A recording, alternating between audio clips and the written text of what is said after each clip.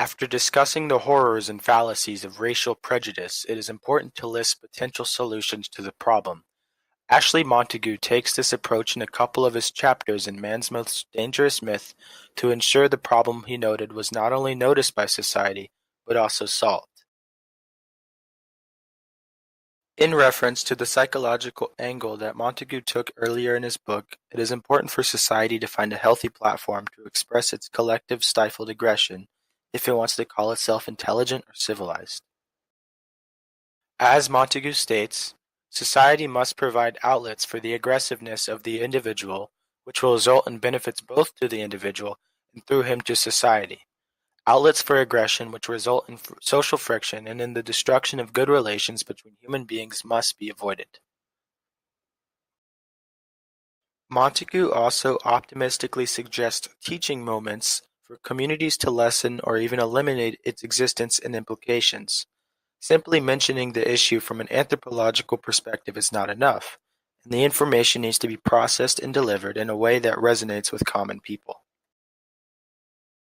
As Montagu states, community projects for the teaching of the sympathetic understanding of other peoples and ethnic groups, such as that inaugurated in 1939 in Springfield, Massachusetts, which is being successfully carried on at present time, have demonstrated how successfully race prejudice can be overcome.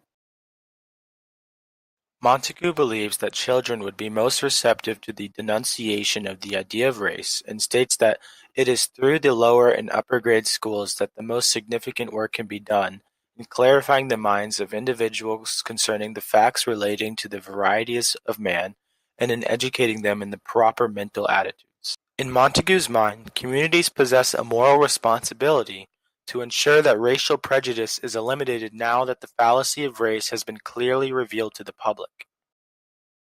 In his own words, each community should make itself responsible for ridding itself of a disease which has for far too long threatened its body politic, by seeing to it that the community as a whole thinks and acts in its own best interests, in the light of the soundest modern knowledge and the best human practice.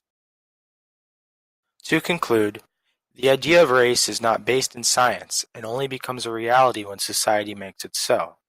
This artificial creation of the idea of race has manifested itself in the form of a racial caste in America, and is detrimental to society's social fabric. Because race is a misconception that subsequently divides groups and demeans people, society is morally obligated to eliminate this pseudo-reality and bring people together.